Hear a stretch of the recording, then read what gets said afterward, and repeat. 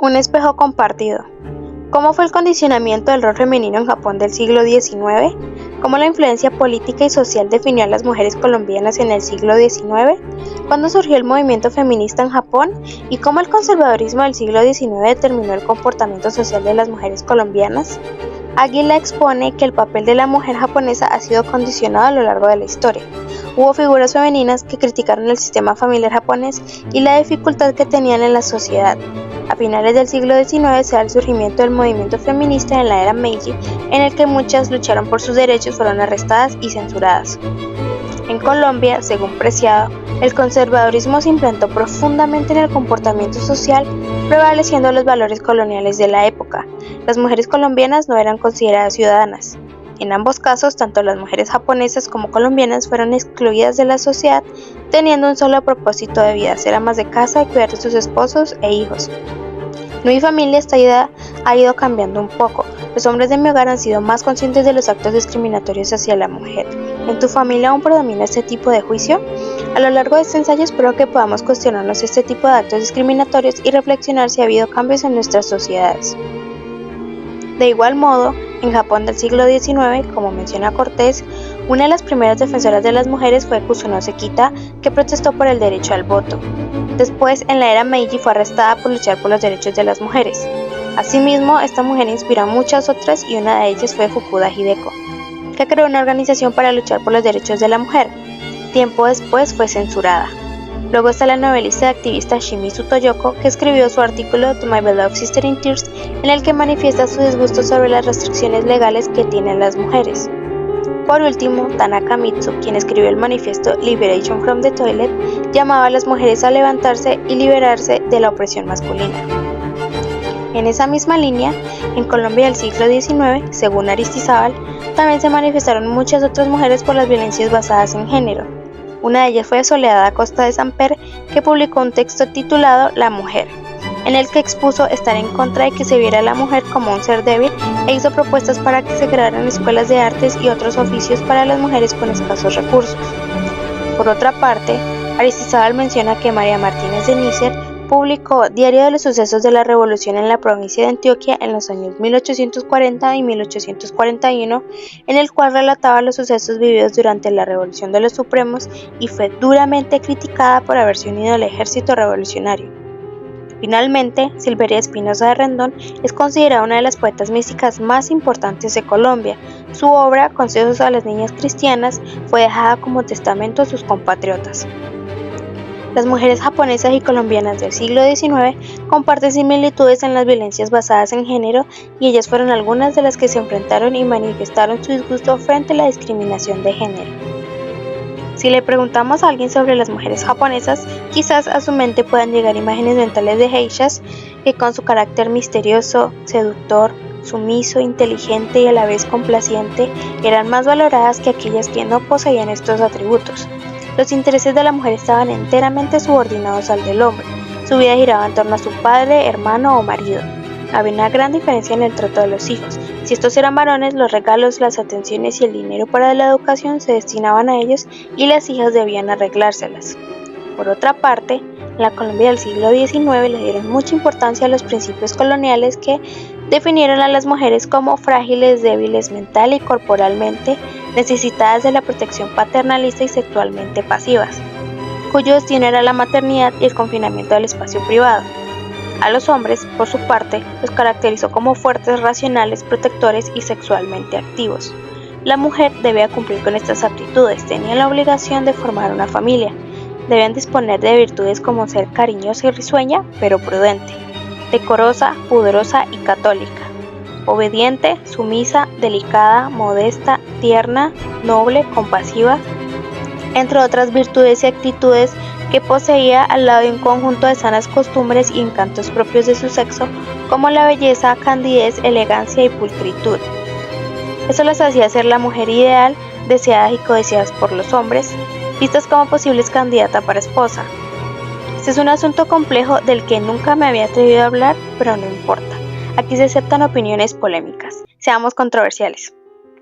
En esa misma línea, ejemplificaré las violencias basadas en género del siglo XIX usando los 3 relatos de Kiyosaki Yumeno, El infierno de las chicas, que fue originalmente publicada en 1936, y la novela Dolores de Soledad Costa de Samper en 1867. Las mujeres en esa época, tanto japonesas como colombianas, tenían muy poca credibilidad, ya que el hombre era el que tenía la respetabilidad, la posición social y el título. ¿Cómo puede merecer la pena vivir en un mundo donde las palabras de aquellos que tienen una respetabilidad y posición social, aunque puedan ser falsas, se aceptan por verdaderas, y las palabras de una chica pura que nada conoce, aunque sean verdaderas, se toman por mentiras? Creer en las palabras de una mujer era bastante cuestionable y terrible, ya que carecían de sentido común. Sus razones se tomaban como algo insensato. Sencillamente, un misterio en la vida de una mujer no puede ser bueno.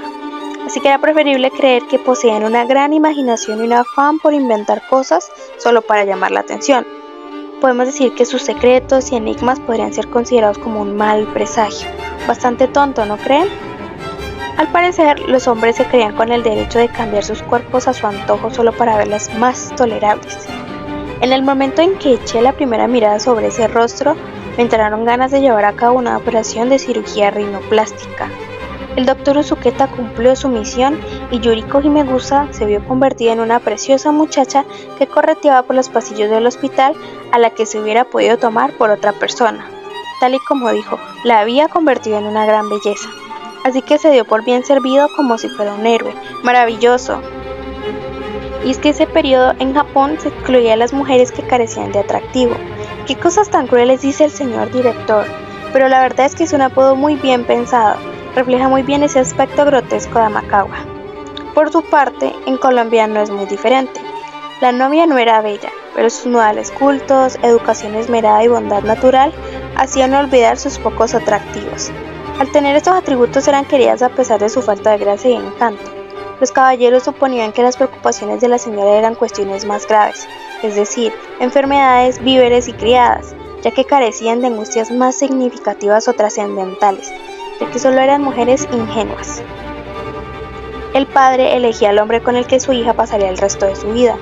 Mercedes me decía que habiéndole dicho a su padre que debían volver a Bogotá porque ya se cumplía el plazo en que se debía verificar nuestro matrimonio, este le había notificado que con su consentimiento nunca sería mi esposa. Bastante paradójico, ¿verdad? Las chicas debían soportar terribles comportamientos, que un policía malcarado me tome de pronto de la mano o que un conductor que se las da de maravilloso se me pegue. No les importaba la vida e integridad de aquellas muchachas. Los varones creían que podían hacer lo que les diera la gana. Incluso a sus propios padres no les importaba, pues pensaban que ellas se lo habían buscado. El padre de Suyako comentaba lo siguiente: Suyako tuvo mala suerte. Total, no era más que una pobre chica. Para los ojos de la sociedad, su vida tenía menos valor que la carcasa de un insecto. Es horrible que por causa de las creencias de una sociedad machista se les destruya la vida solo por el hecho de haber nacido mujer. Sánchez expone que el confucianismo consideraba a la mujer japonesa como una subordinada que debía obedecer a su marido sin quejarse de ocuparse de las tareas del hogar. El libro Lichi, libro de los ritos, aclaraba cualquier duda sobre las obligaciones y derechos de la mujer en la sociedad confuciana. El libro explicaba que la función de la mujer era cumplir las 3 obediencias. De joven, obedecería al padre y al hermano mayor. Al casarse, obedecería al marido y al enviudarse, obedecería al hijo. Y si en caso de ser estéril y le estuvieran vida a las concubinas de su cónyuge, fuera parlanchina o si robase, debía ser repudiada por su comportamiento. Como menciona Sánchez, en las antiguas civilizaciones estaba muy normalizado el prejuicio sexista y la discriminación hacia las mujeres. Era bastante extremista esta exclusión. Esto se plasmó en el manual que se publicó a mediados del siglo XVII por Kaibara Kiken bajo el título de Ona Daigaku, The Greater Learning for Women. Este manual de comportamiento se basaba en las enseñanzas confucianas y su intención era adoctrinar a las mujeres de la época. Además, como afirma Sánchez, las mentes de las mujeres poseían 5 males. Se decía que 7 u 8 de cada 10 mujeres padecían estos males, ya que todo se debía a su falta de inteligencia. Por esta razón, eran inferiores a los hombres y debían seguir sus instrucciones, por lo que ellas no podían desempeñarse en ámbitos en los que significase tener mayor poder que los hombres. Por ello, las mujeres solo podían recibir educación para complacer a sus maridos, es decir, solo podían estudiar música y otras artes para entretener a sus cónyuges. Por otra parte, según Archila, a partir de la Constitución de 1991, se profundizan las luchas de la mujer por la desigualdad de géneros y se dan movilizaciones en oposición a las condiciones económicas provenientes del neoliberalismo y a la vulneración de los derechos humanos. Para finalizar, en mi travesía por este tema tan caudaloso y vasto, quisiera decir que aprendí mucho sobre este asunto que aún me parece difícil de abordar con profundidad. Espero que te haya parecido interesante este tema y que te haya generado inquietudes. Podemos observar que Japón y Colombia sí tienen sus similitudes y de igual forma debemos ser más conscientes de estos actos de discriminación. Es loquísimo que países tan alejados tengan estas familiaridades y que las influencias machistas de cada país hayan sido un poco extremistas. Esto nos indica que están demasiado profundas en las sociedades. La lucha de las mujeres del pasado es un ejemplo del amor propio y el amor por su género. Es para estar orgullosas de ellas, vivamos para nosotras, por ellas y por todas.